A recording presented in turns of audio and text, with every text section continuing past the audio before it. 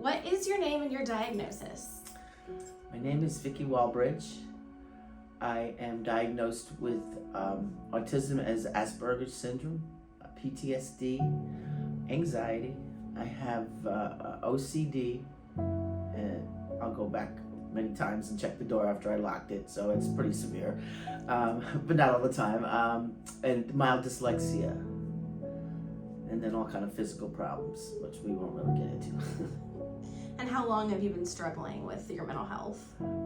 It started at the age of 7 with my sister's death. We were playing and she had a metal rod in her mouth.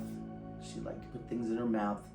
She was born with cross eyes and a club foot. I realize now it's severely autistic to the point where she'd have tantrums so bad, like seizures, she'd pass out. So we were playing and swinging around and fell down. The metal rod punctured the medulla and she went blind and whatnot. So I was scared my parents would blame me. So I lied and said that we came around the corner of the house. So I had to hold that lie all my life, pretty much until my adult years, which made me shut down, and then nobody could reach me. So they couldn't save her. She was on life support and stuff, but they had to let her go. So my mom wouldn't let me go to the funeral, felt I was too young, so I didn't get closure. So she attached herself to me, and I carried her for 21 years.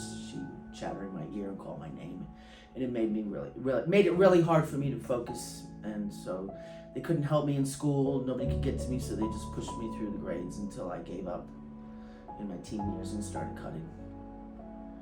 But next year, I was raped by a neighborhood boy, and my sister kind of made that happen without realizing it. And of course, because I can't tell my family anything, he and I had to go hide in the basement. We were playing doctor. He had convinced me, because he'd already seen me naked. She had accidentally exposed me to him while I was in the shower when he kept calling. So we went in the basement to hide, and because it was dark down there, he bent me over and raped me and told me if I told anybody that he'd say it was my idea. So I went and hid under the porch and just wanted to lay there and die. When I realized that wasn't going to work after a while, I just went in and took a shower and cleaned myself up and forgot about it for a very, very long time, until my adult years. So this caused a lot of problems for me, as you can imagine, and it set me up to constantly be a victim, and my mother being a codependent narcissist that I didn't bond with, and my father who ran around on her. There was no home. We were left alone from a young age and running wild in the streets and doing things that adults do at the very young age of 9, 10, 11 years old. It's crazy how fast I grew up. I don't consider myself a victim, and through it all that I was set up like I had cursed or tattooed on my forehead. I couldn't go anywhere without disaster all my life. And every time I'd get out of it and get better, I'd get lonely, and I'd backslide back to the same nonsense over and over until about the age of 60, which I'm 61 now, to realize that I got to do some radical changes. That the little changes I'm making aren't enough. But I had failed marriages, abusive rapes, and then I had my stepfather that not raped me, excuse me. When my mom left my dad, I had my stepfather who molested me and my sister in front of her. And she thought it was cute. To this day, she says nothing wrong with it. So I joined the military to escape that. I had gotten my GED and worked with a company part-time, temporary, who was good enough to get a job. They loved me, so I did that until the Air Force took me at 17. And I got and started with basic training and then trying to molest me. And then from there, when I moved to my duty station, it started again. Back up. When I went to tech school after basic, I was temporary duty until my classes started, and the staff sergeant tried to molest me while driving to the dump, and I jumped out of a moving vehicle to get away from him, and I hit him. He said something about it, said something hit every morning till roll call, and then slept all day until classes started. And then I went back to the duty station and started in the corner in the bathroom. And then a husband who was abusive and threatened to throw me out a 5-story window and say things. And this is just how my life has always been. Failed relationships, 2 failed marriages, 2 great kids, because I got 2 great kids out of it, so that's what and I consider it to be a failure because I helped a lot of people along the way by being open and honest. I could sit here for months and talk to you about all the horrible things that people have done to me, or that I allowed. I want to help people. I feel like if you knew how I was left for dead more than once, raped by spouses and boyfriends, roofied more than once, just being out in places I shouldn't be, living the wild life. But my life is so different now, and I'm successful as an actress and stand-up comedian and a lot of other things. And my message to all of you is that if I can do this, then I don't want to hear any excuses, because they ain't found a way to kill me yet, but they don't stop every day. I can't go anywhere without people trying to destroy me. Being 6 foot tall and holding my head up high and being an empath tends to attract the worst. Been single for over 20 years now, and I'm not giving up. I feel like maybe someday if the time is right. But if not, that's okay. I just want to be here. I get up every day, get online and help people get jobs and work, and it makes me happy when they come back and tell me I got hired. So my mission, aside from making myself healthy and happy, is to help you all. And I'm a very emotional person. I'm an open book. So I hope you can reach out to me and feel like I'm a safe space, because I've saved several people from committing suicide during COVID. And I had one woman that couldn't stand up to her family that after a year was able to tell people no. And so again, if I don't give up, you shouldn't give up. Okay, so you have several tattoos and you've had several different scars that you're covering them kind of up with. So let's talk about those tattoos and what they represent for you. Okay. Well, even though I was what they considered a wild child, running the streets, well, I had no home base. I went out looking for love in all the wrong places. I never was a tattoo person, though, and I always wanted to lean towards modeling, and back in the day, that was a no-no. Well, I had first started my healing when I got my awakening at 28, and was so sick with everything, like on my deathbed, and I had been in a car accident and was fortunate to find a healer that was helping me. Well, I had a mole on my chest that was roots wrapped around, and precancerous, that had a seed in it, and then one on my neck. And he gave me salve, but the directions weren't clear and I wanted to burn through, so I had to continue to put salve on every day for 2 weeks and just take Tylenol PM and sleep my life away for 2 weeks until what looked like hockey pucks fell out of my chest and my neck. It left me with cold drafts and missing a lot of tissue and muscle and whatnot. But prior to the neck disc falling out, I could not turn my head. And so, as you can see, I got my mobility. Well, the neck didn't bother me because people don't see that, but I had this hideous scar on my chest, and people would point at me everywhere I went and said, "What happened?" Because most people don't understand that you don't do things like that. Or you wouldn't walk up and say, "Why did I lost my arm?" Well, maybe you would. But anyways, I started using temporary tattoos, and they were getting costly because they wouldn't last more than a day or two. So I went and got the tattoo on my chest, and I went from everybody saying, "Ew, what happened to you?" to, "Wow, that's awesome. I like that tattoo." And then from there, I got hooked. Yep. And being that it was a scar tissue, there was absolutely no pain, so I had no idea that tattoos came with pain. And since all the pain I've had in my life, I don't like pain at all. I have a high threshold, but in these days, if anybody even wants to deliver anything in the way of pain, I'm running.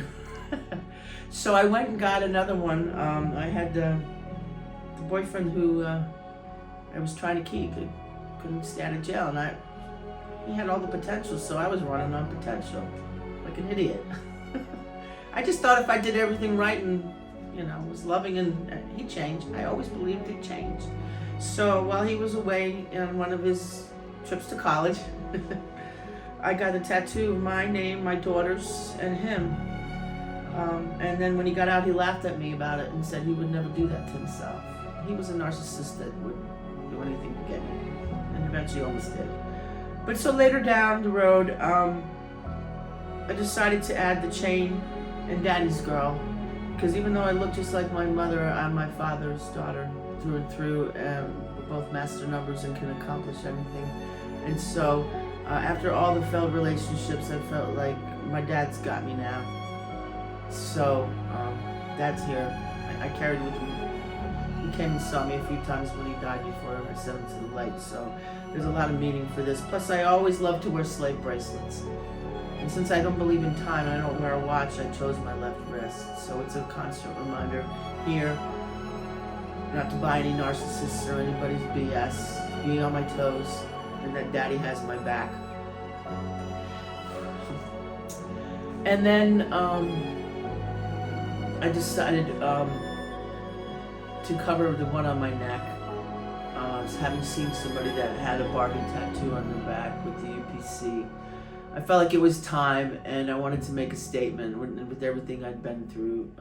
Everywhere I go, I'm labeled sexy, you know. And then, so when I have my hair up, and the scar's there, and it's not sexy. So if I'm going to portray that Barbie model thing, so I got the Barbie tattoo, and I thought it would be clever for the digits to put my birth date in there, the numbers of my birth date. So it's my born on date. I'm a living doll. And if I had time and means, I probably would have a lot more right now, but I'm getting another one on Saturday for 420. And then you also have your scar on your hip. So did you want to talk about that story? This has been a hard one for me because I wanted to wait a year, but I had 8 years that the VA made me suffer without anything and ignored my hip that was taken out of socket while dealing with a lot of other issues that I had. I just seemed like nobody wanted to listen to me. And when I got to Tennessee and President Trump created community care, he saved my life because I was about to give up. And I've never been one to think about committing suicide. I wanted to be dead. I can't tell you all through my life how many times I woke up trying to sleep my life away and wishing every night when I went to bed that I wouldn't wake up the next day. And that's a horrible way to live, especially since I have such a beautiful life now. But he had created the community care, which allowed me to get out of the VA and get into Vanderbilt. And I had just gotten out of the VA with my physician and was able to get to Meharry. So somebody was finally listening to me. I had the worst pain you can imagine for 8 years with no quality of life, but still had to get up and function. And I didn't give up. I wanted to give up. But I have a huge indentation in my hip from atrophy, which is not very attractive. It looks like part of my hip was just sliced off.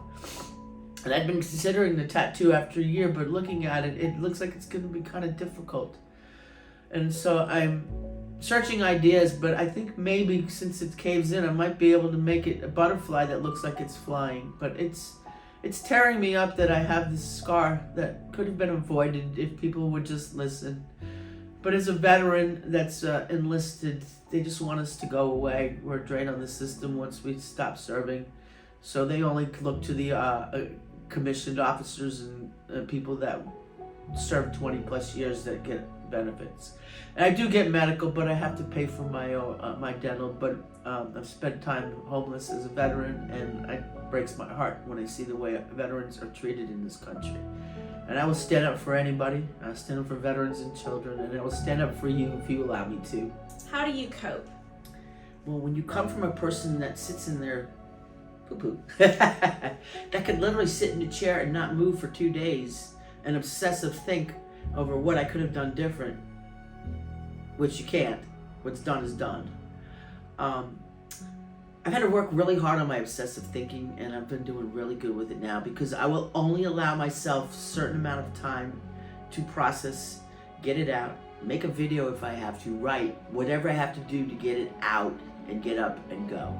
And then I'll get up and either go to the kitchen and start cooking and baking, or head to the Y, or some kind of thing, dance, anything I can do to get my mind off of what I consider to be an issue, which really isn't. Because most 99% of the time, we're making mountains out of molehills. We use our emotions that we ride on, especially me as a creative person. I'm a roller coaster if I allow it. So I have to check myself, which is exhausting. And so typically I'm home alone, good. Nobody, but if I'm on set or somewhere around people, I have to be on my toes, and I'm still not where I need to be. I still get in trouble sometimes. But I'm trying not to take things personal, and that's another big thing that allows me to get out of it real quick, is that whatever people are saying or doing, it's about them, it's not about me. And everybody has their own point of view and no to see, anything the same. We're all having different experiences. So having these different tools to go in and talk to myself, it's my ego that's trying to run over who I really am and run the show, that I'm the one that's in control. And so I have to get control of my thoughts. And basically it comes down to, I'm not going to be able to get control of my thoughts as a woman until I get it all out first.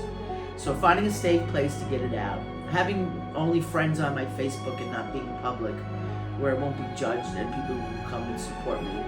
Safe spaces, writing, like I said, for me, it's getting it out and getting it out as quickly as possible, realizing that it's got to come out, and then once it's out, getting on with my life. Do you have any additional advice for people that are struggling with their mental health? Don't talk to everybody. Don't put it on Facebook. Don't cast a wide net. I typically go to places in the VA and classes that sometimes they get a little floored, but that's my safe space. And I tell them if they don't have the capability, they can ask me to stop talking, or to leave, or that they can leave the room. But VA is my safe space, and I'm never going to allow anybody to tell me that it's not. I've had doctors that can't handle me, and certain clinics that have said we don't want to see her anymore, and that's fine. They're not equipped, and I understand that.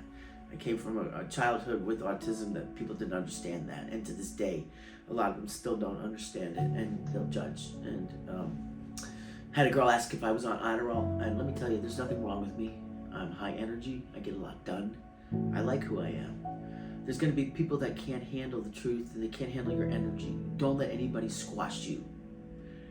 But be careful where you share and who you share with, because not everybody is your friend. Most likely they're out to get ammunition to use against you, simply just to make themselves feel better, because they don't understand you. So when people don't understand, they get scared, and so they try to make themselves look better. It's just a defense mechanism. They don't realize what they're doing.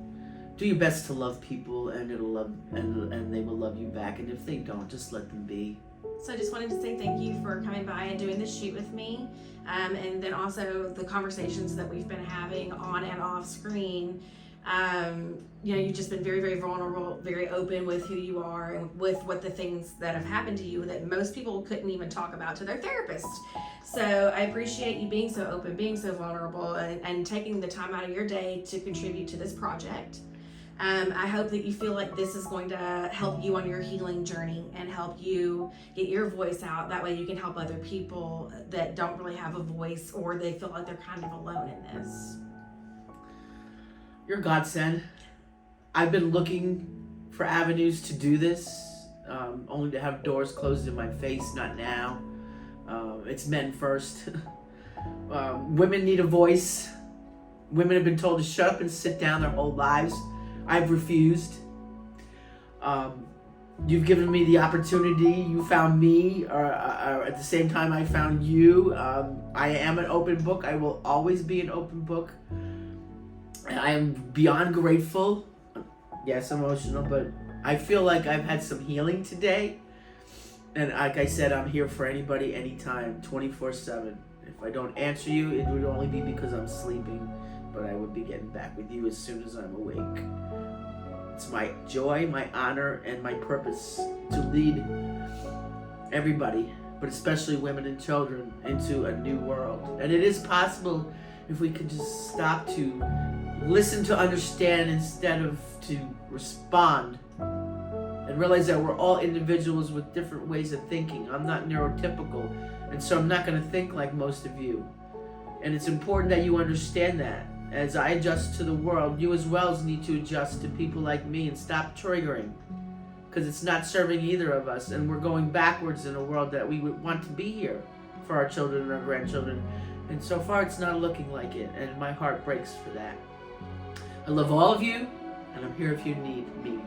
Always. God bless.